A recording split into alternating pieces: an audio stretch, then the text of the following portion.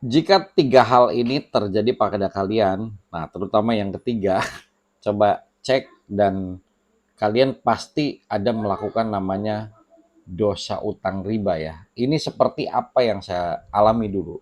Satu, apa sih? Nah, tahan dulu. Oke, salam sehat selalu, kaya raya dan bahagia. Kembali lagi bersama saya Mulyono di Eksplorasi Desa Indonesia. Nggak bosan-bosannya nih, saya berusaha lah kita berbagi ya. Berbagi ke teman-teman semua yang memang sekarang ini lagi pusing masalah utang ya. Sama, apakah saya punya, udah lunas utangnya belum, saya masih banyak juga. Cuma minimal saya mau berbagi ilmu yang saya dapatkan dari teman-teman komunitas, kemudian dari pengalaman saya pribadi. Jadi ada tiga hal yang kalian harus tanggapi apa namanya, kalian harus cek bahwa ini ketika ini terjadi ke kalian, maka ini sebetulnya kalian harus segera menghindari dosa utang riba lah ya, terus utang sebetulnya ya kalau bisa seminim mungkin gitu ya. Nah, yang pertama itu apa? Jadi kalian suami istri selalu cekcok setiap hari itu selalu cekcok. Nah, entah urusan yang sepele aja jadi cekcok. Urusan yang nggak terlalu sebetulnya nggak terlalu masalah ya kalau kita pikir pakai logika. Tapi ternyata jadi masalah selalu. Nah, itu berarti kalian harus segera ya kita bareng-bareng lah ya kita bareng-bareng ya untuk segera menghindari dosa riba ya. Nah, yang kedua ada yang sakit nggak vertikalnya? Vertikal itu ke orang tua kita atau ke anak kita. Jadi antara orang tua dan anak atau anak ya maksudnya, itu ada yang sakit-sakitan. Atau justru istri atau suami kalian, pasangan kalian sakit-sakitan. Nah, segera berhenti. Kita mungkin melakukan dosa riba, itu tanda-tandanya. Atau bahkan kalian sendiri yang sakit. Nah, itu saya pernah alami waktu itu saya kena ke orang tua gitu. Jadi alhamdulillah anak sehat, saya sehat, semua sehat. Nah, tapi orang tua. Nah, terus keluarga saya berantakan juga sebelumnya, kan yang sebelumnya itu berantakan. Nah, itu salah satu dosa riba juga. Nah, makanya buat teman-teman semua, coba usahakan cek ke dalam diri ya, apa sih gitu. Nah, yang ketiga itu justru yang paling menyeramkan adalah ketika kita itu menyeramkan dalam dalam tanda kutip ya secara ekonomi. Jadi usaha apapun bangkrut, naik turun bangkrut lagi, naik apalagi turun bangkrut lagi. Saya mengalaminya itu dan waduh nggak nyaman banget lah. Kita terhina lah, kita benar-benar terhina kalau seandainya kita itu mempunyai utang, terutama apalagi utangnya utang riba kan. Itu benar-benar terhina banget. Jadi malam nggak bisa tidur, nah siang juga malu. Nah, awal-awal orang pasti begitu. Nah, tapi karena kita udah dapet solusi, insya Allah nih, alhamdulillah kita bisa berbagi, bikin video kayak gini buat teman-teman semua gitu kan.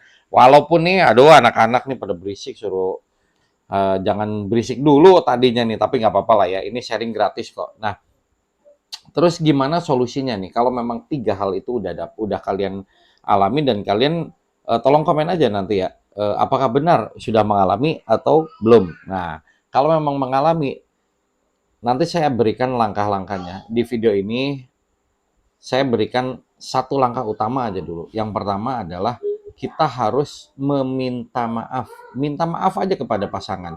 Kalian yang suami atau yang istri minta maaf ke pasangannya. Maaf belum bisa membahagiakan. Itu aja dulu. Maaf aja kayak gitu. Nanti dia pasti berpikir ada apa nih, ada apa. Nah, baru setelah itu kalian sesama pasangan cerita bahwa saya punya utang di sini, di sini. Jangan sampai pasangan kalian tuh nggak tahu kalau kalian punya utang gitu loh. Jadi semuanya tuh kalau ketika suami dan istri sudah menyatu dari jadi keluarga, maka itu fokusnya adalah kita ke apa mencari solusi bersama-sama. Jadi menyelesaikannya itu bersama-sama. Nah, tapi itu memang tidak mudah. Dibicarakannya tuh gampang banget. Tapi kenyataannya ketika sudah di orang yang mengalami, saya pernah mengalami itu sulit. Nah, sampai kita menyadari bahwa kita itu sebetulnya nanti bisa juga eh, belajar lah. Jadi hal-hal seperti ini bisa kita pelajari. Alhamdulillah dari saya di beberapa teman komunitas termasuk saya pribadi, alhamdulillah bisa sharing ke teman-teman yang baru. Nah, jadi supaya mereka tidak terlalu stres. Nah, itu yang pertama minta maaf kan. Yang keduanya nih ilmunya gratis nih. Itu kita berusaha untuk tenang, tenang. Tenang aja walaupun hatinya nggak tenang, pikiran nggak tenang, udah. Berusaha untuk tenang dulu, syukuri apa yang kita miliki sekarang. Alhamdulillah walaupun utang nih ratusan juta, miliaran, bahkan kan ada yang puluhan miliar. Saya pernah ketemu ada di komunitas itu sampai benar-benar malah puluhan miliar, ada yang ratus miliar marah. Tapi begitu saya ketemu orang yang seperti itu, waduh, saya bersyukur, alhamdulillah saya masih kecil gitu kan. Dan ternyata utang mau 100.000, 1 miliar, 100 miliar atau berapa pun itu sama, pusingnya sama. Makanya ada istilah kalau ketemu orang yang utangnya kecil, kita kadang-kadang ledek-ledek kan, wah utangnya kecil, tukeran dong sama kita ya gitu kan. Nah itu yang biasanya jadi bercandaan kita. Nah tapi ini sih sebetulnya hanya solusi yang bisa dijalankan buat orang yang nanti tenang dulu ya, yang sudah bisa tenang dulu lah. Jadi itu yang utama. Nah setelahnya nanti ada pembahasan berikutnya ya, supaya nggak kepanjangan.